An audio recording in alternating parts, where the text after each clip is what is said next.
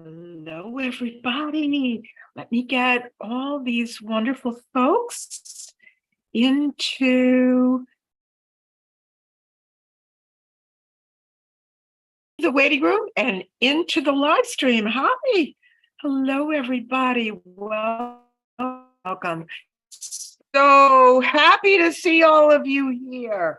Excellent. We are going to have an interesting presentation today. I think it's interesting, and I hope you find it interesting too.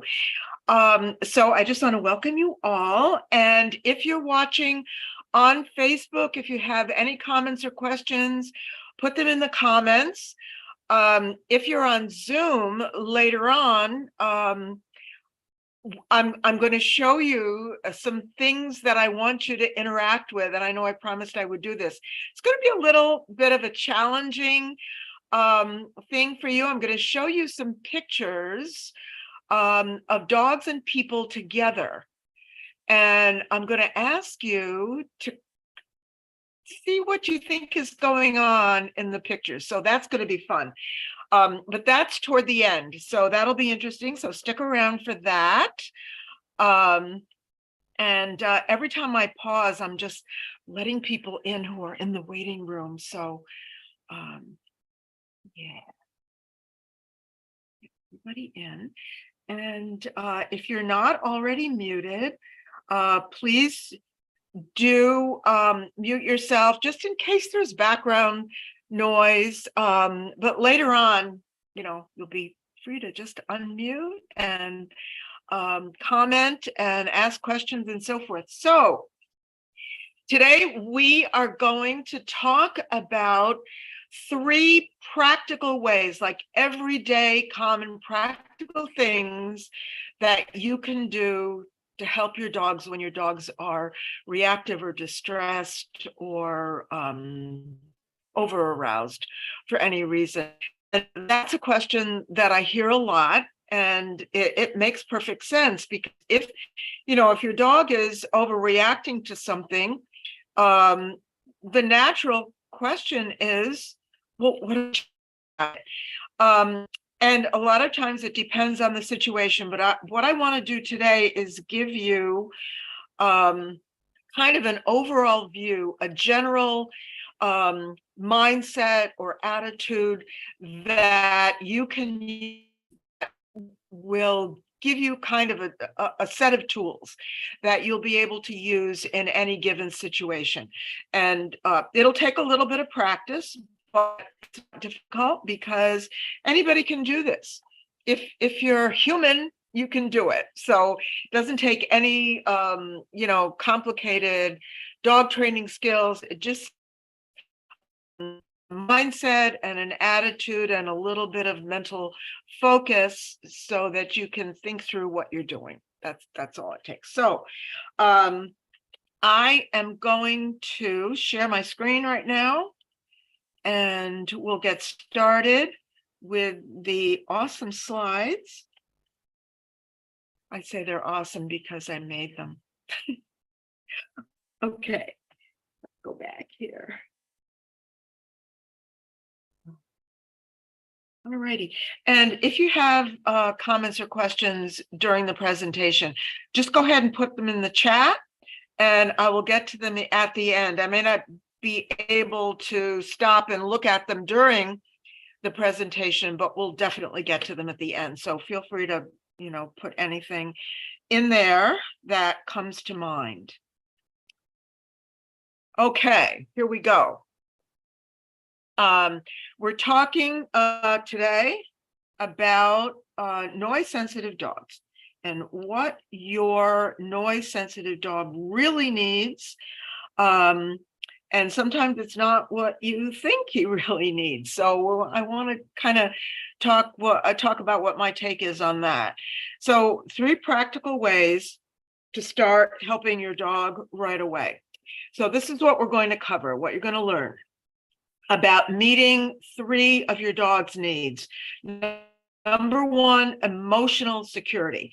Dogs have to feel safe, heard, and they have to feel emotionally attached to someone. They're social animals like we are.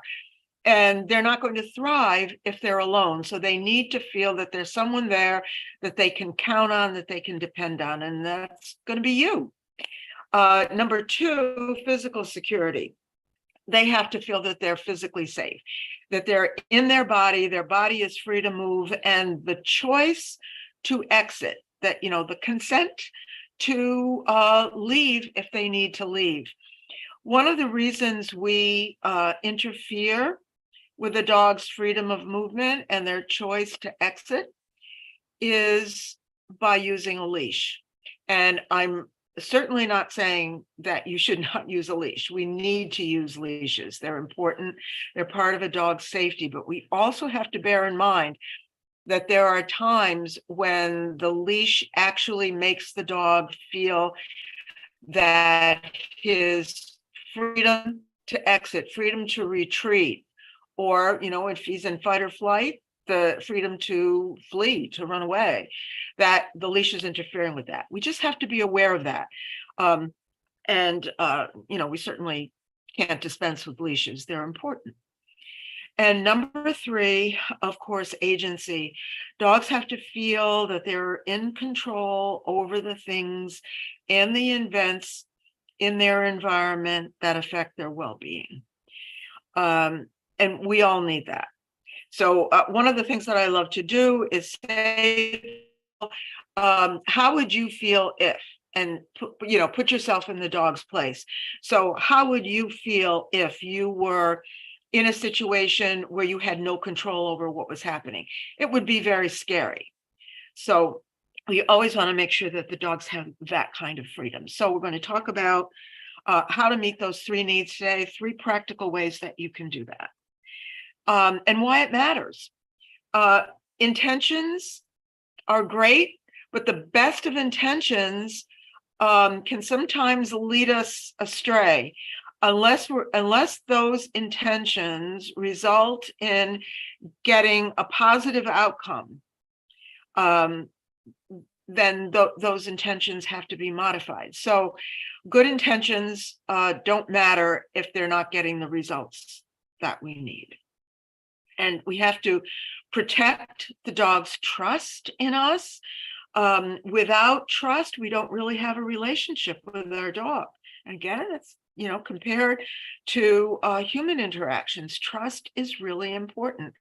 And leadership goes back to the dog having a secure, positive attachment to someone in their lives. The dogs need leadership. So just a minute, I'm going to let some folks into the waiting room, out of the waiting room and into the group. Okay. All right.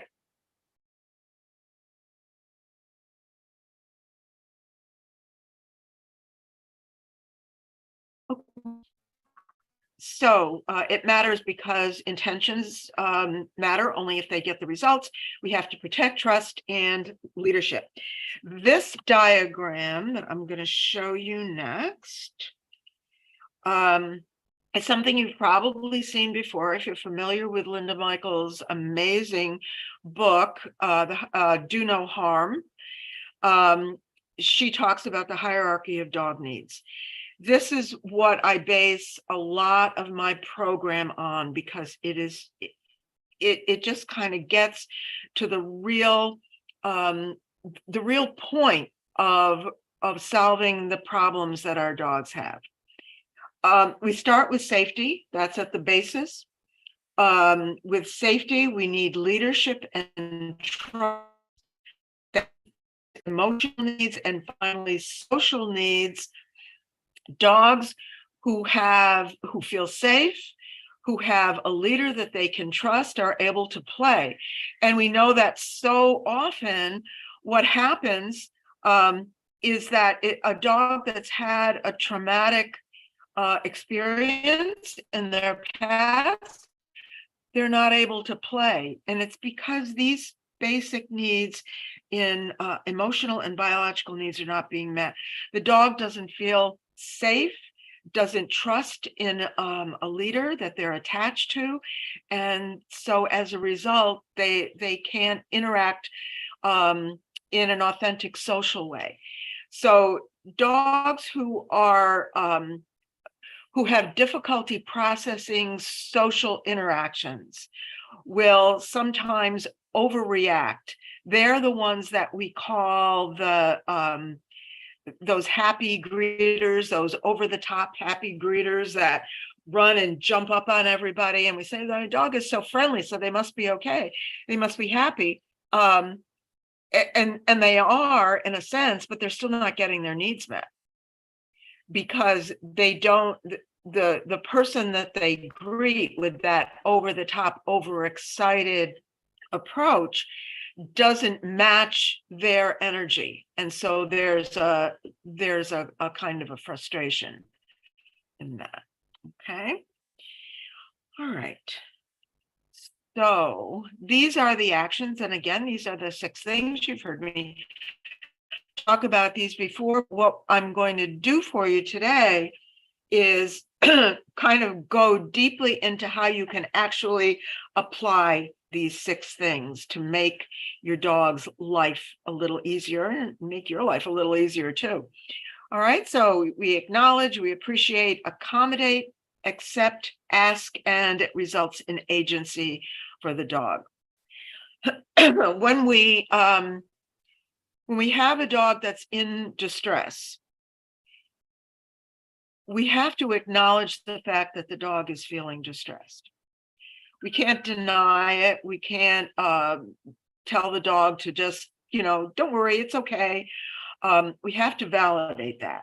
So the first need, where acknowledging and appreciating the dog's feelings, is building a sense of emotional security. The dog has to feel safe, heard, and attached. And when I say the dog has to feel heard, what I'm talking about is what I mentioned a minute ago. If the dog feels, if the dog is upset, distressed, in,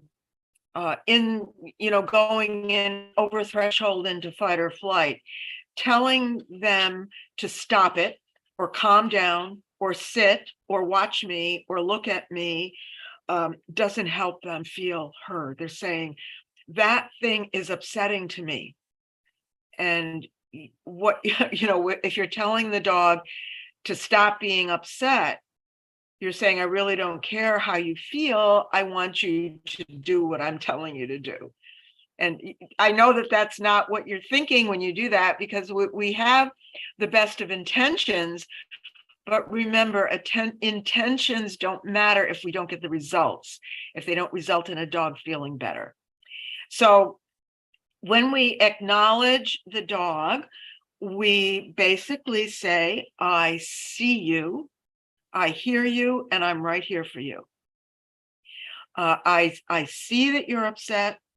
I hear that you're feeling anxious, you're feeling stressed, you're feeling afraid, and I understand that, and I'm here to support you. So, I picked this photograph of this little dog hiding under the chair, because I just wanted to point out, so many times if we see a dog fearful like this, we try to help, but we do it by kind of coaxing and encouraging the dog, come on out, don't be afraid, and so forth. But that's not saying, I see you, I hear you, and I'm here for you. It's saying, I don't accept the fact that you're afraid. Now, we don't want the dog to be afraid forever, but we're not going to help him get over the fear by pretending that the fear doesn't exist, if that makes sense. Okay. And this is what we're aiming for. This is one of my favorite drawings. I absolutely love this. And you can see by the dogs are both smiling. The dog and the person are looking at each other. We're very happy when we're together. Yes, we are. And the two of them are just, strolling along together. That kind of epitomizes what we're aiming for when we say to the dog, I see you, I hear you, I'm here for you, I've got your back, I'm going to support you. All right. So the next practical thing that we can do is to accommodate the dog's needs. If a dog doesn't feel physically safe, the dog feels frightened and scared. What you want to say to the dog is, I get it. Not, don't be scared. Not, so if one of the examples that comes to my mind is a stranger wants to pet your dog, but the dog is backing away and retreating, saying, no, I don't want that strange person to touch me. It doesn't feel physically safe to the dog for whatever reason. And what we do, because we're so conditioned to be courteous and polite and friendly to other people, is we support the desire of the stranger and override the dog's need to feel safe. And we say, come on over here, let's go, come on over here and pet. We may even say to the person, here's a treat, offer him a treat, and we coax the dog to let the stranger pet him. And again, what I like to say, if somebody says to me, can I pet your dog? Assuming they ask, if they don't ask permission, then all bets are off. They just don't get to do anything. But if they say, can I pet your dog? My answer is, well, let's ask the dog, see if the dog is okay with it.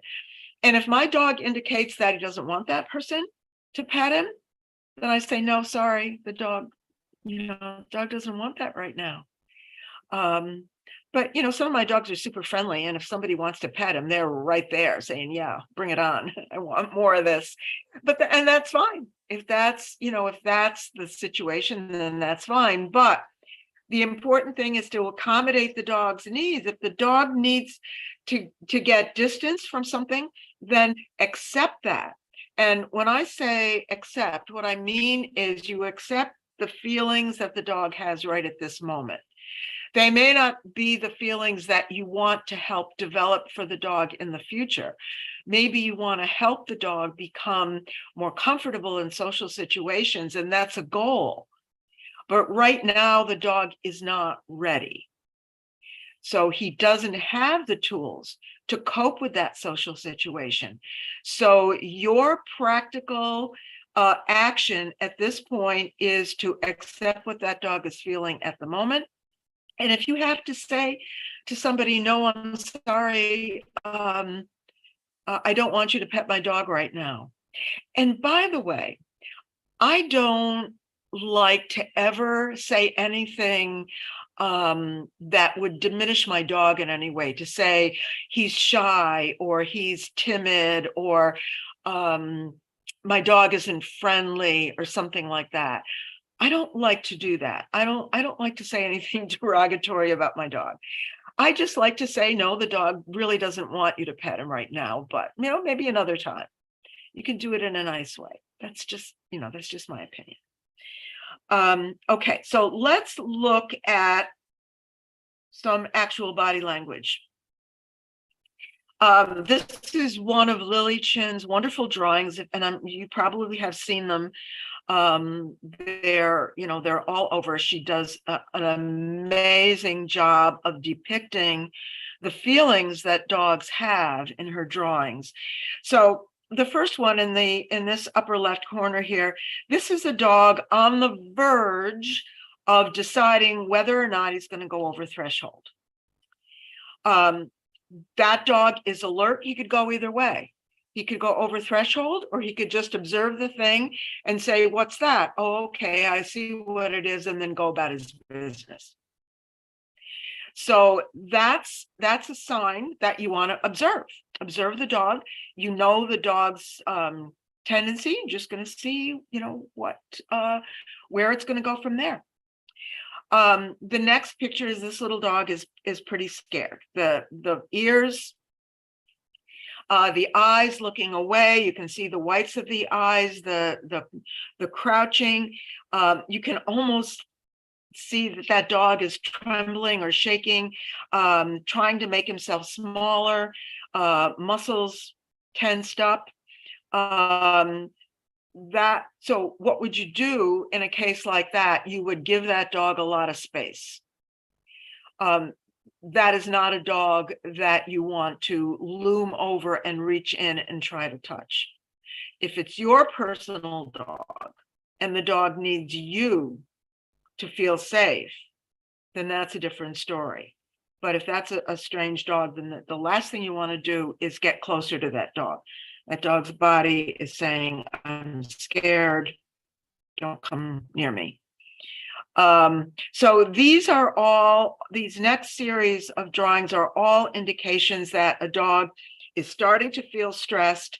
These are calming signals: looking away, turning the head away, and even shifting the eyes away. We're going to see some pictures later on, the pictures that I promised to show you. We're going to see some of those later on.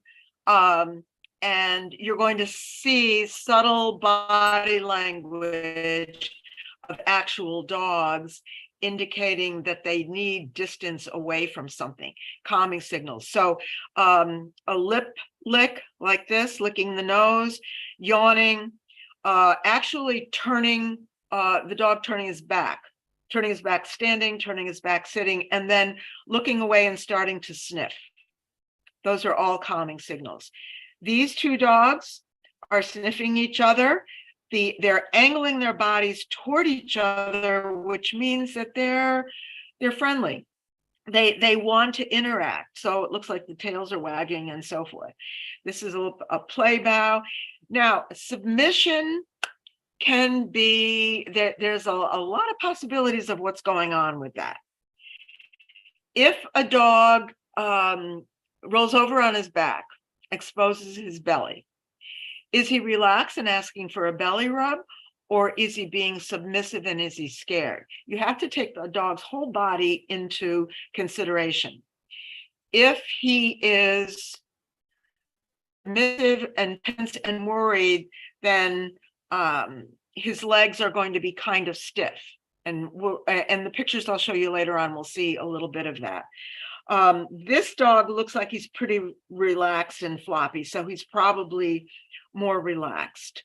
And this puppy says cute harmony. So yeah, so just because a dog is on his back and exposing his belly doesn't necessarily mean that he's relaxed and wants a belly rub. You have to look at the whole picture. All right. And number 3, agency. We need to ask the dog what he needs. In the beginning, you might wonder, well, how am I going to know what the dog is saying when he's asking what he needs? And that comes with practice. When I teach this inside my programs, we start with small events, low distraction environments. We certainly don't start doing this in one of the dog's like high trigger environments where he's likely to go over threshold, because he's not ready for that. We start with small events in low distraction environments, and we offer the dog options, and we ask him, would you like to do this or would you like to do that? Would you like to come with me here or would you like to go over there? What if we get into the habit of doing that in the right context, where we have let the dog, where we have gone through the other steps, where we have said to the dog, I see that you're upset, I acknowledge that, I see what's going on, let me help you, let me accommodate you, let me move you away from that, and now what would you like to do? So you're building up that interaction with the dog. It's not out of the blue. Later on, once the dog has been acclimated and become accustomed to this whole sequence of interaction with you, you can ask the dog, when the dog is getting upset, you can say, hey, I see you're upset. What would you like to do now? You can just kind of jump into this right away. But that's after a lot of practice. with doing this. So you ask the dog, what would you like to do? Do you want to go and lie down on your bed and chew your Kong toy? Or would you like to go for a walk? Or would you like to come into the kitchen with me and we'll get you a treat? You know, you can ask those things. If you ask the same thing often enough, the dog can figure out what you're saying. Okay. Now, this quote kind of sums up the point that I'm trying to make here with you. This is from Nelson Mandela, and it's a wonderful quotation, and it applies, of course, to our human interactions, but it so applies to what I'm talking about with you now about interacting with your dogs. And he says, if you talk to a man in a language he understands, that goes to his head. But if you talk to him in his own language, that goes to his heart. And when we talk to our dogs in our language, which we have taught them to understand by giving them instructions and directions and telling them do this and do that, that goes to their brain, that goes to their cognitive processing. But when they're emotionally stressed, they can't process that in that part of their brain. But if we talk to them in their own language, even if they're stressed and upset, we can get them, because we're speaking to their hearts, we're speaking to their feelings, to their emotions, we can get them to understand. So I absolutely love this, and I think it kind of says pretty much, it sums up the heart of the message that I'm delivering to you today. So let's go to the next one. So the goal that we're aiming for is something that I call attunement.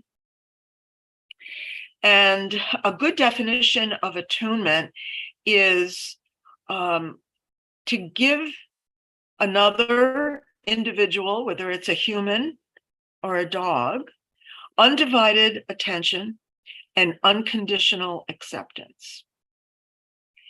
So if you're interacting with another human being and that person is expressing certain feelings and emotions and thoughts, if you approach that with undivided attention and the person feels heard and seen, and unconditional acceptance, the person feels valued, and that is the foundation for building a relationship. And the same thing is true with our dogs. So this diagram, this is another one of Lily Chen's diagrams, her drawings. On the left-hand side, you have calm and relaxed, and on the right-hand side, you have a dog that's shut down. So this is an example of what I was talking about a minute ago, that the position of the dog has meaning only if you put it in context and you look at the whole thing. So on the left-hand side, you have a dog lying down, but he looks pretty relaxed and happy. On the right-hand side, you have a dog lying down, but his body language is telling you that he's not happy. He's stressed. He's kind of closed in on himself. On the left-hand side, in the next one, you have two dogs interacting with each other. Their tails are up, their ears are up. The one little guy's wagging his tail. They look happy and friendly, soft faces. And on the other side, you have a dog that is saying, help me. You're too close. I'm scared. So we have the wide eyes, the ears pinned back, and the other dog's kind of closing in, and this is not a good situation. So if you're looking at dogs interacting with each other, saying, how do I know if they're okay, if they're being friendly or not? These are some of the ways that you can tell. You look at the body language. If one of the dogs looks frightened, looks overly submissive, This is an example of rolling over on the back with stiff legs. You can see the back legs are up, stiff, and the front legs are kind of closed in and stiff. So that's not a relaxed rub my belly rolling on the back. That is a submissive, please don't hurt me. And over on the left-hand side, you have a belly rub dog, and look at the difference. The legs are just kind of floppy and relaxed, and the dog looks happy and calm.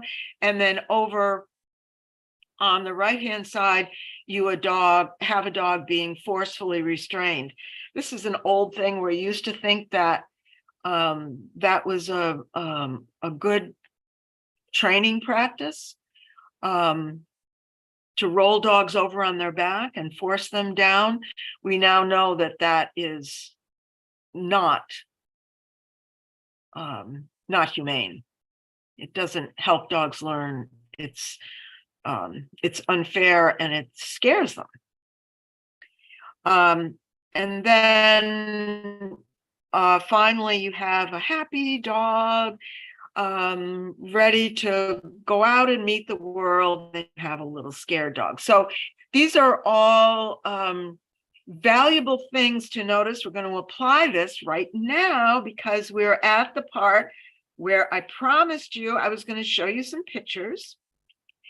And this is where you can go ahead and unmute if you feel like you want to comment. So here's the first one. Here's the first picture. And what I want you to look at is the difference in the facial expressions between the person and the dog. And they're pretty different. Anybody want to comment on that? I will. Go ahead. Okay. Well, this dog is completely unhappy and worried. You can see his brow is furrowed, his ears are back, his tongue looks like, I'm not sure, like he's trying to do a calming lip lick, but he can't really get a grasp on his jaw because she's grasping it herself. She thinks it's wonderful and he's smiling, but he's choking. Yeah. Look at the death grip she has on the dog's neck. And you can see the whites of the dog's eyes, that tongue, that's interesting. That tongue's, to me, it looks much wider than usual. And when dogs have a wide tongue like that, that means their respiration is fast, they're panting, they're like, oh my God. Yeah, and the girl looks like so proud of herself, completely oblivious to what's going on with this dog. She's lucky that the dog is so tolerant. Go ahead. Yeah, I was going to say, if this dog starts to escalate, I would see the dog is pulling that tongue in and closing his mouth, and then his face getting harder.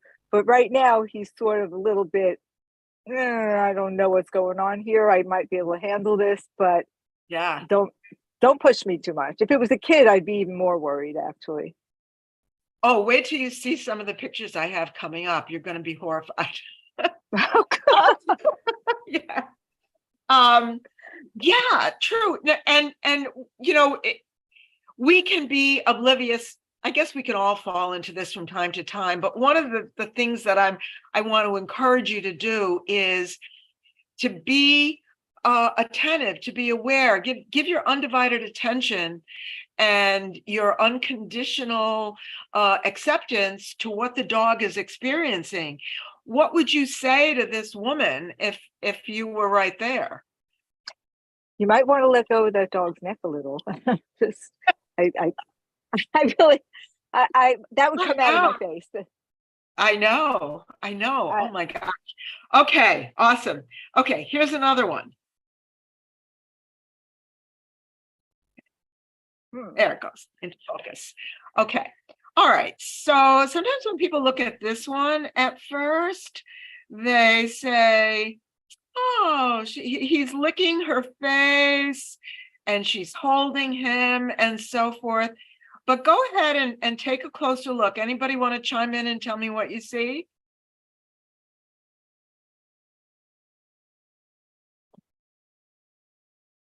Come on, be brave. Looks like he is kind of forced on his back, somebody holding him. Yeah. Yeah.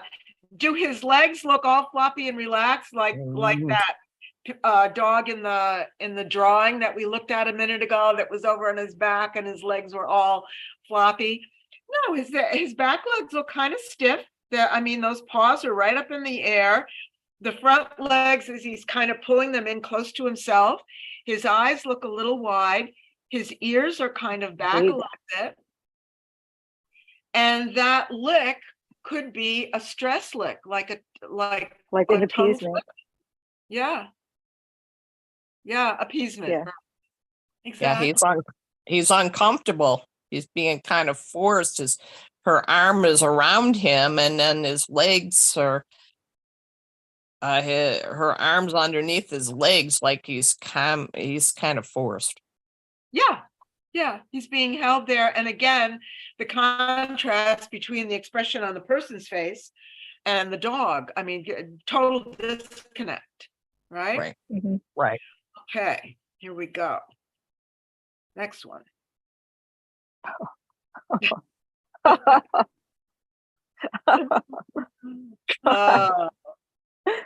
It's like, So what do you where'd see? you get this thing? Where'd you I get this know. human? So, when I see pictures of children and dogs, and I see pictures like this, the question that comes to my mind is the person taking this picture, what are they thinking? They're just taking the picture. So who wants to tell me what you see here with this dog? He's kind of pushed Yeah, away. He's kind yeah. of pushed away from the baby. Leaning Yeah. away, right. He's Laura, leaning go ahead away. and unmute. Like under his arm, you can see under his right arm, his body is moving away. Oh, he's just like, oh, don't touch me, don't touch me. Yeah, like, oh, here it comes. Laura, I see you have your hand up. Go ahead, unmute. Okay, I'm trying. Is it unmuted? Yes, you are. Okay. I can hear you. Go ahead. Whoops, you're muted again now. You have to click your microphone and unmute. There you are. Click your little microphone. Oh, here we go. All right. There you go. Go ahead. Go ahead, Laura. Tell me what you see. I can't. We hear you. We can hear you. You're good. Okay. Didn't work. Yeah, we can hear you. Go ahead. Tell us. It didn't work. What? Are you not seeing the picture? Are you there? Yes. Yes, we can hear you. Uh-huh. It's not working. Yeah, it's okay. Didn't All right. work. If anybody else wants to jump in the meantime, while Laura's working out that. Carol, go ahead. Hello. Yes, he's leaning sideways. He's leaning away. He's looking down. His mouth is clamped shut. Mm-hmm. And he's looking. His body language is quite sort of low as well. He's looking very uncomfortable. Yes. Yes. And fortunately, the dogs so far in these pictures have been so tolerant, and they're just like cringing, like, oh, make this be over. Please make this be over. And they've been so tolerant. And this looks like a sweet dog. But he doesn't want the baby to touch him, and that's his privilege. He doesn't want the baby to touch him. Okay. Can I just ask a question? Wait, before you change it. Yeah. I just have a quick question. Sure. One of the things that I've noticed that when I watch babies and even the videos or the things that people have asked me to watch, sometimes I can see that they're building a communication. And so this is a moment in time, this is a frame. And so I wonder, even though we're seeing this and we're using this as a specific example, sometimes this could be part of a conversation that they're having together. And so it's not always representative of what's happening within their relationship. It's just a good example of what you don't want to see. So this Beautiful. Yes, excellent. That I love that. And yes, that's true. We do have to remember that this is a moment in time. And we don't know what's come before or what's come after, but that's true. It could certainly be. Thank you so much for that. All I can see is iPhone, so I can't call you. by Oh, your it's name. Margot. Margot Patrick. Oh, hi, Margot. Okay. Hi Thank there. you. Yeah, thank you so much for that. That's You're welcome. that is really a good thing to keep in mind, that yes, it is part of an ongoing conversation. And a photograph is just a snapshot of a moment in time. But when we see something like this, we need to consider it. We need to note it and decide, how we're going to proceed. So, okay. Ready? Get a grip, everybody, for this next one. You ready? Oh, no. Oh, God. Yeah. Can we label this stupid? I'm sorry. Good I'm God. sorry. That I mean, poor I just dog. Oh, can't. this is another example where I have to think, if you're taking this picture, what are you thinking? Oh, This dog is Is ready. just about ready over the edge. Get off of me. Yeah. he's putting on his Wow. prong collar as well. Oh, God. Yeah. So, and then of course, and he has this prong collar on. Yeah, that was Horrible. even. And Yeah. it just a And real, the kid's holding his neck too. So he's pulling Yeah. the skin with his neck, and he's pulling the prong closer. Oh, Yeah. And he's also gripping over here too. yep, yeah. Yeah. Oh. And it looks like he's got his weight on the dog's knee. It's true. Yeah, I off the didn't see ground. that. Mhm. Yeah. So, Oh, with kids and dogs, we need to be observant, we need to be careful, and we need to really be tuned in to the dog's body language. Is this a bad dog? No, I don't think so. I don't think we can jump to that conclusion. I But think when we say that it's bad management on the part of the people involved. so in this picture, even though this is a moment in time again, this is one where I would predict a negative outcome. The Yeah. other one was, the next thing you know here, this kid's getting dumped on his butt, and if he's lucky, he won't get bitten in the face. Yeah, exactly. And if something like that did happen, the dog would be blamed. Of course. mm.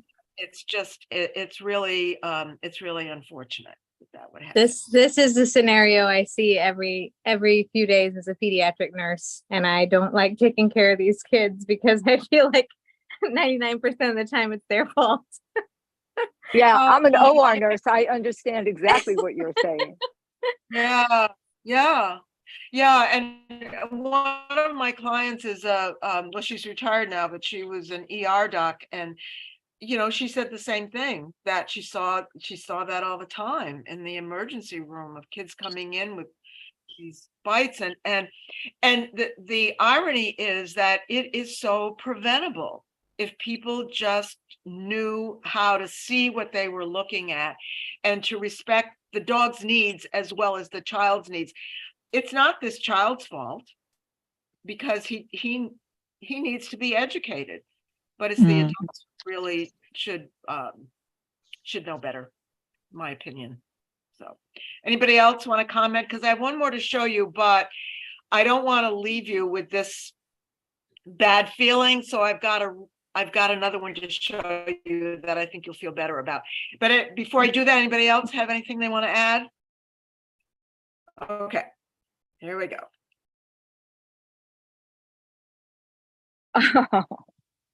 That's very sweet. That's Isn't this- perfect. This is sweet. Yeah, this is really, really sweet. And you can see that in this one, the expression on the dog's face and the child's face are very much aligned. They're both happy. The dog is leaning, but he's kind of leaning toward her. Mhm. She's Mm. kind of leaning on the dog, but it's kind of it's like a friendly, almost like if they were people, they'd be holding hands. She's holding the leash, but the leash is slack, and they're just kind of walking along kind of in synchronized step with each other, and just, two happy people enjoying each other. So yeah, so it is possible, but like I said, I didn't want to leave you with all those pleasant ones, because they can be scary. Okay, anybody else have anything you want to add or a comment about that? Because we're going to go to some of your questions. I see that there are some questions in the chat. I'll also jump over and look on Facebook to see if anyone has any questions there, but does anybody have anything else they want to add? Okay, I have one last slide to show you. This is I'm announcing a new program that I just developed, and the reason I developed it is because when I had phone calls, I've been having phone calls for almost the last month with you all, and I'm going to make more phone calls available if anybody else wants to jump in and talk to me, because what I find out in these phone calls is not only what's going on with you, but what you really want and what you really need. And so that enables me to kind of create things that will serve you in a way that you want to be served. So this is kind of in line with what you have been telling me. By you, I mean the people I've been talking to so far, what you've been telling me that you wanted.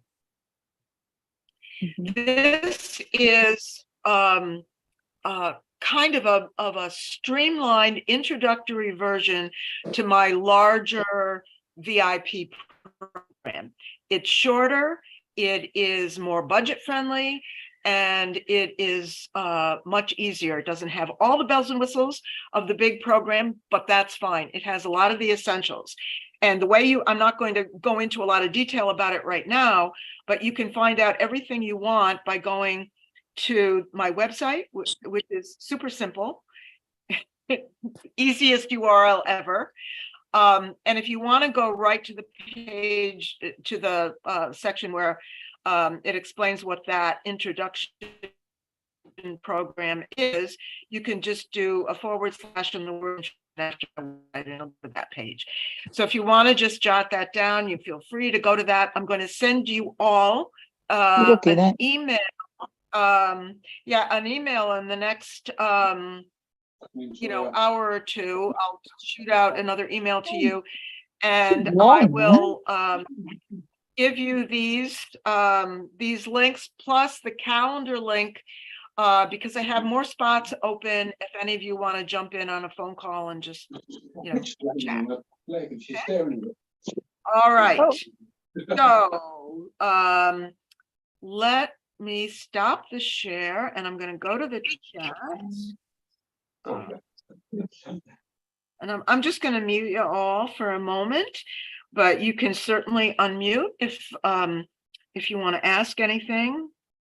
Absolutely. So let me go to the chat and see what questions you have for me today. All right. And I will go, I'll start at the top.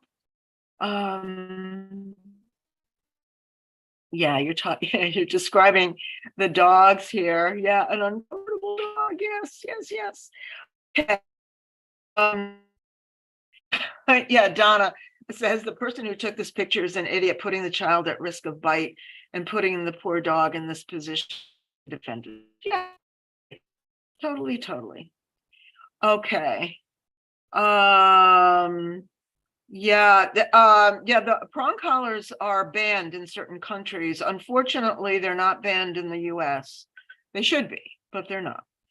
Tanya has a question. How do I support my dog who is extremely reactive to people coming to the door and coming inside? He barks and lunges at anyone who comes in. I usually end up putting him in another room, but he's still scared because he's barking. Yeah, sometimes we do that as kind of a last resort, and totally understandable, because it can be kind of chaotic. If the dog is barking, you've got a guest coming in, the dog is barking, it can really, create a lot of chaos. But the time to handle that is not when the dog is over threshold and responding in that way.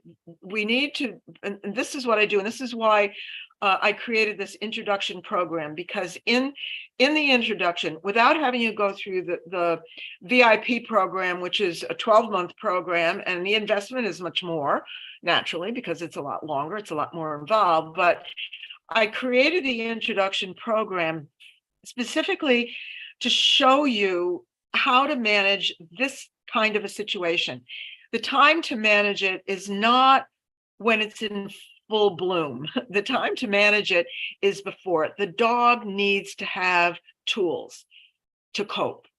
He doesn't have the tools to cope, and that's why he's going over the edge.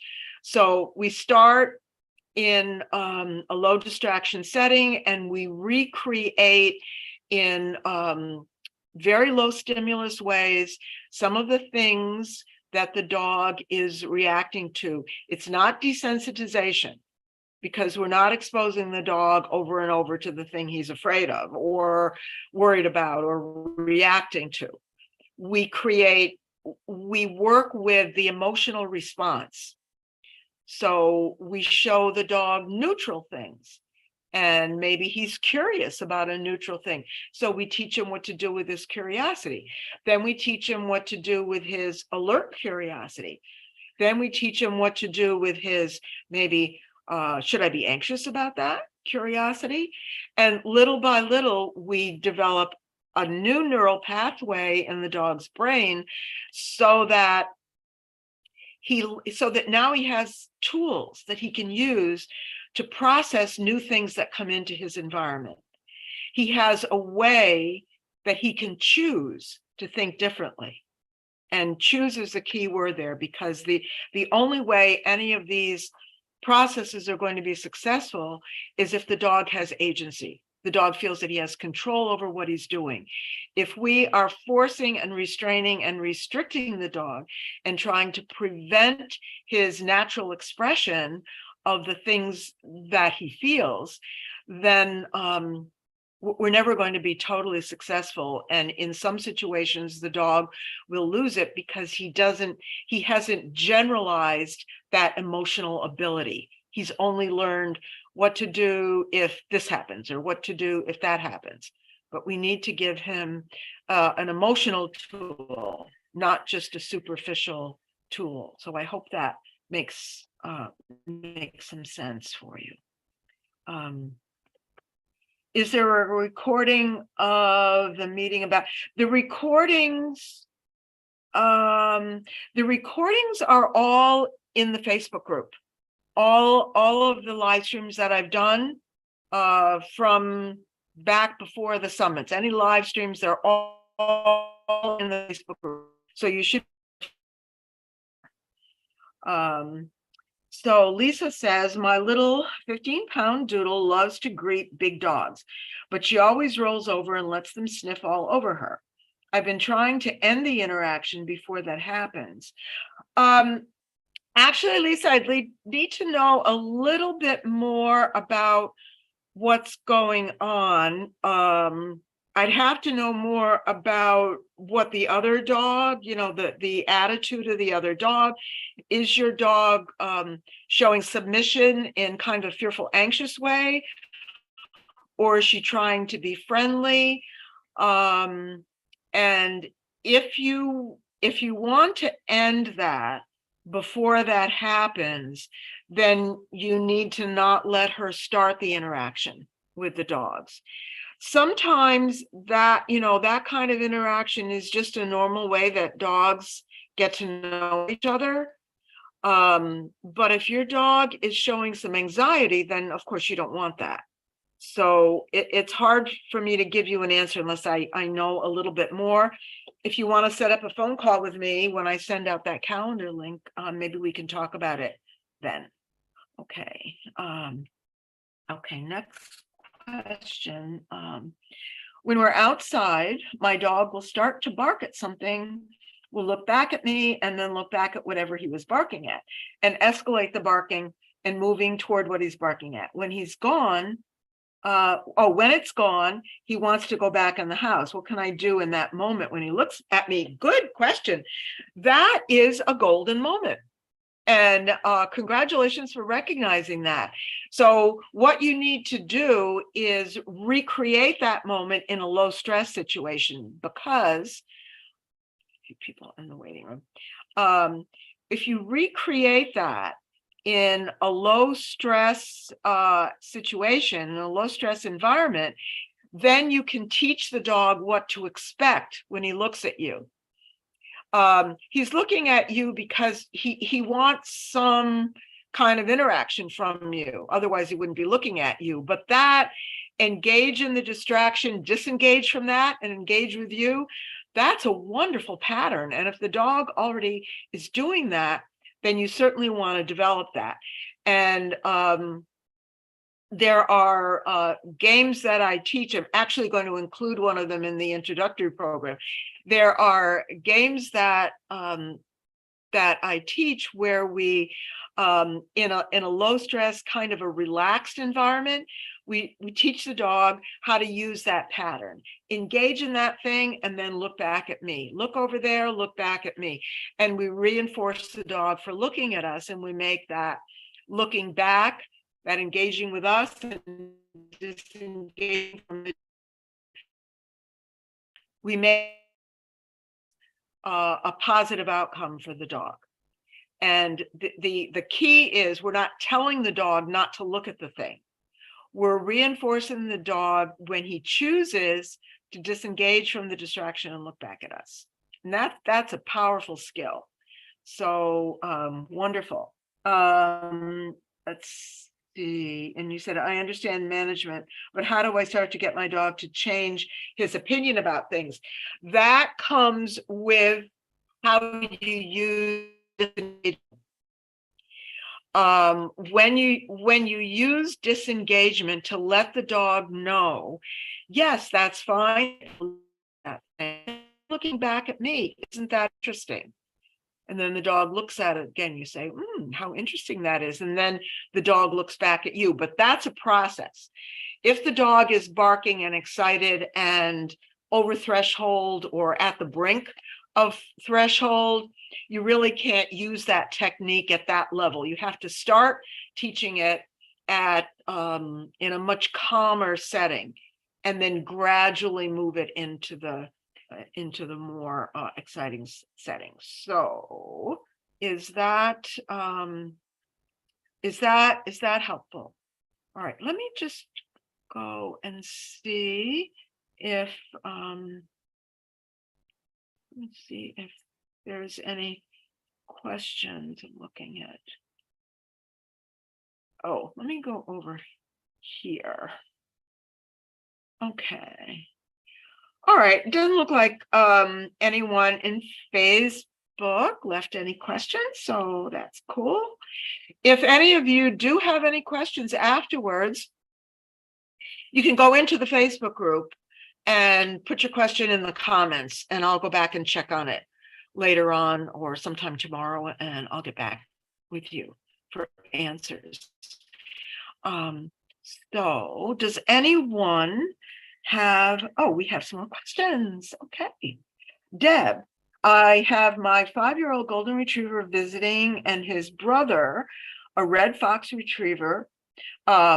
Recently, the golden has become afraid of loud noises, thunderstorms. My 2-year-old doodle is not at all. Is it possible for him to assume, do you mean, is it possible for the dog to learn to be afraid because of the other one? In other words, to imitate?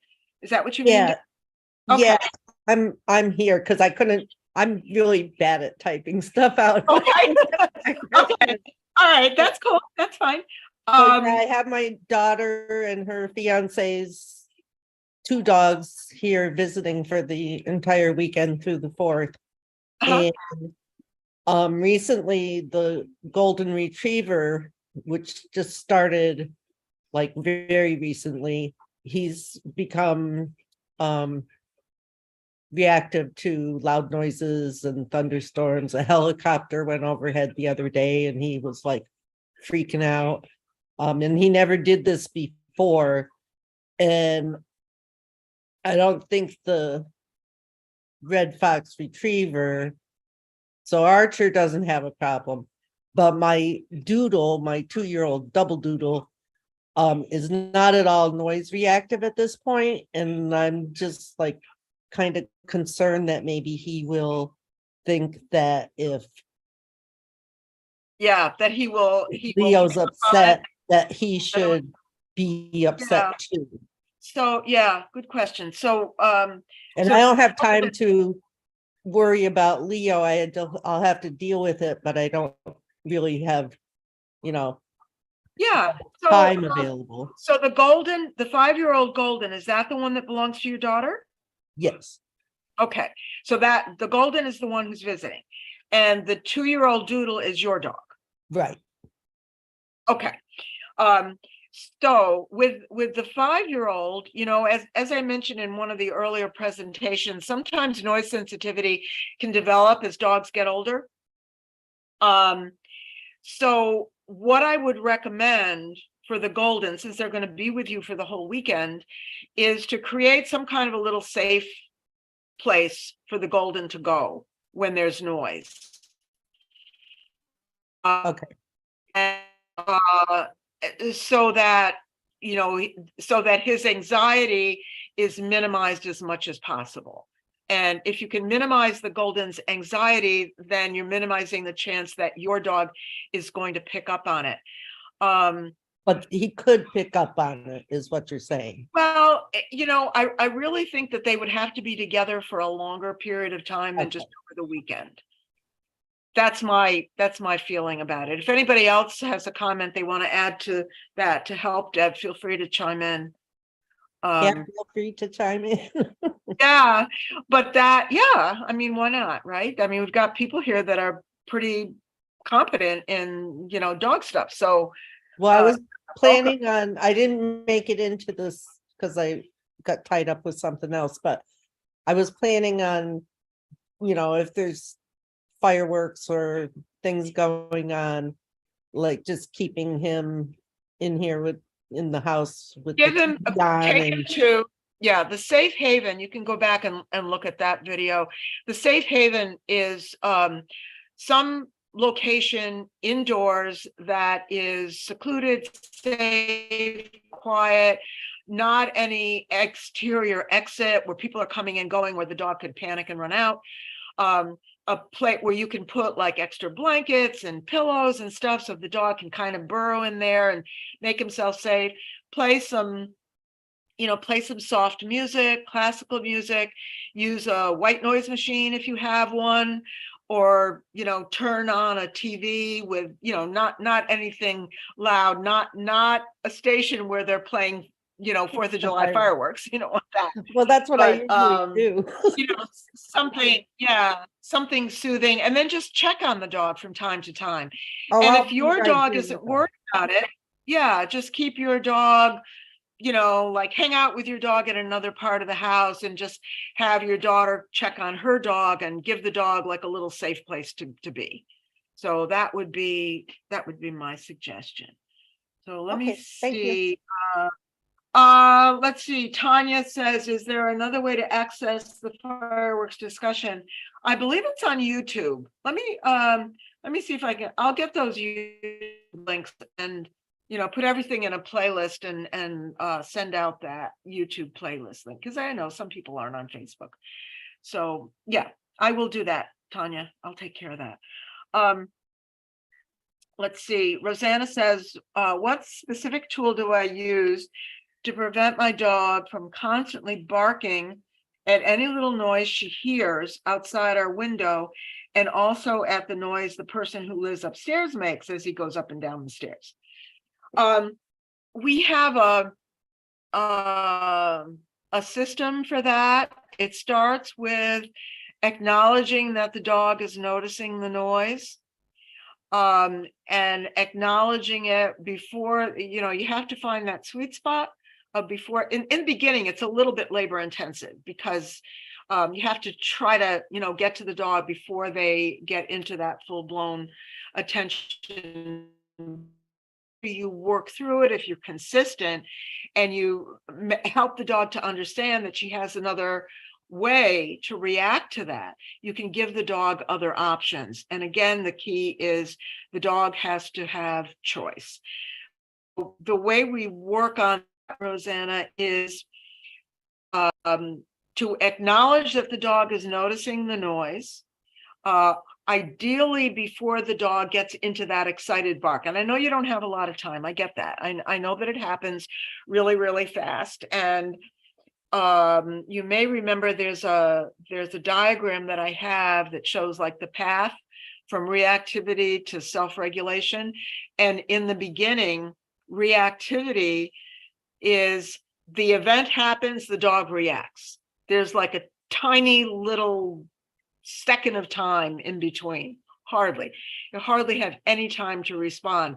And what we work on as we work towards self-regulation is building that period of time, so that little pause, that moment, the event and the reaction.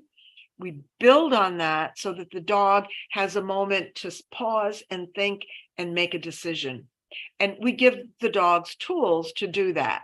So, and I know that, when all of you ask these questions, I understand that you really want to fix the problem. I get that.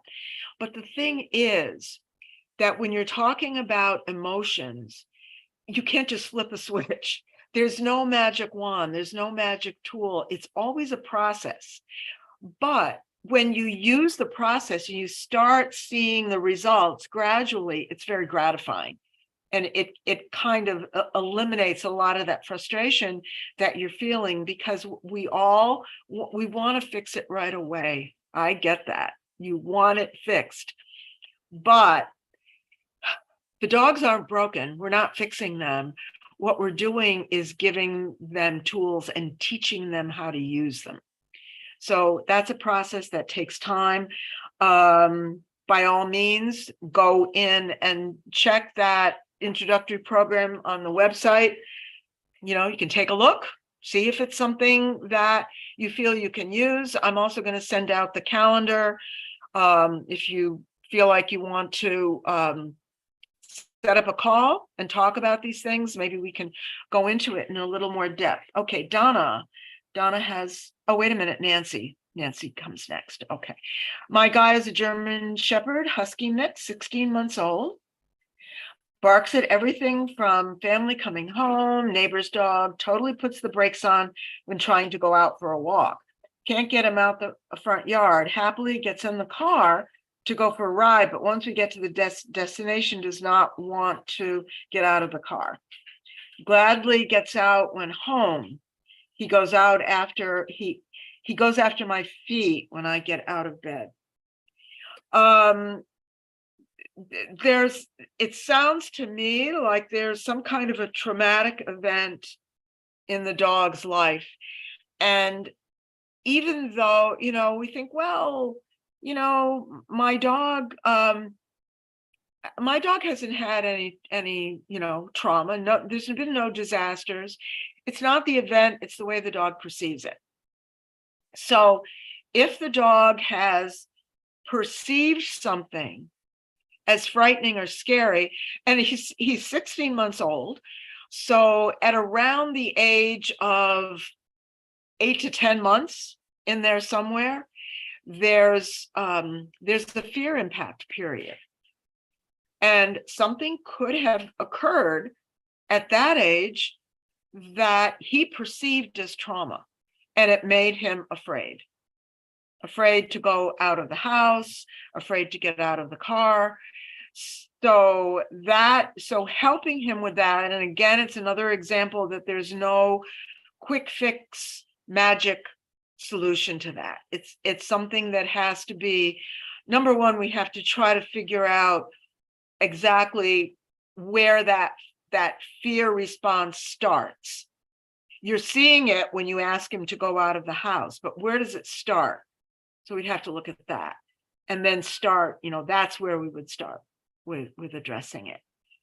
And again, I wish I could give you a quick answer, but the answer is that the dog needs tools, and we need to understand where that emotion is coming from. What is that feeling?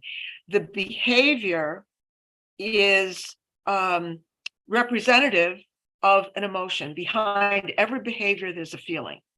If you address the feeling, if you work on the emotion, and what the emotion and what the feeling is first. Okay.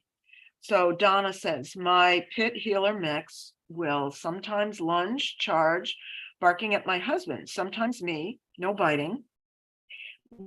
When he has left the room and comes back, or if he is standing in a strange position, looking at the phone, cooking, it almost seems like he forgets who we are, then snaps back to normal and puts himself in timeout in his crate. I'm stumped on what else to try to help him. Yeah, it sounds like he kind of it goes into almost like a panic attack for a second and then snaps out of it. Again, Donna, yeah, I don't blame you for being concerned about that. I'd have to really know more about that. So again, if you want to set up a phone call, take a look at the website, the links that I showed you guys a minute ago. Go ahead and do that. But that there are a lot of details that I would add, a lot more questions that I would ask you about that. Okay. Yeah, Nancy, thank you. It's not gonna quick fix. And fragile thing.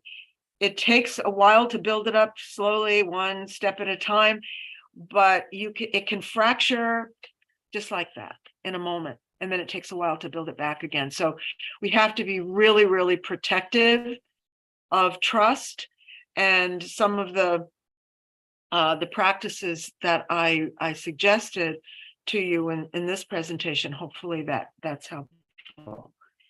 Okay, guys. All right. So I'm going to send you the email. I may not get to it until later on today, but I'm going to send you out an email. It will have the calendar if you want to check things out. It'll have the website links if you want to see what my fancy introductory program is all about. I just created it, and I did it for you because that's what some of you told me that you wanted. So I hope that you like it. So let me know. And that's going to be it. If anybody else want to ask before we jump off. Otherwise, thank you all so much for attending. I so appreciate you being here live, and hope to see you all again soon. There'll be more of these live presentations coming up, so stay tuned. Okay, bye everybody. Have a great rest of your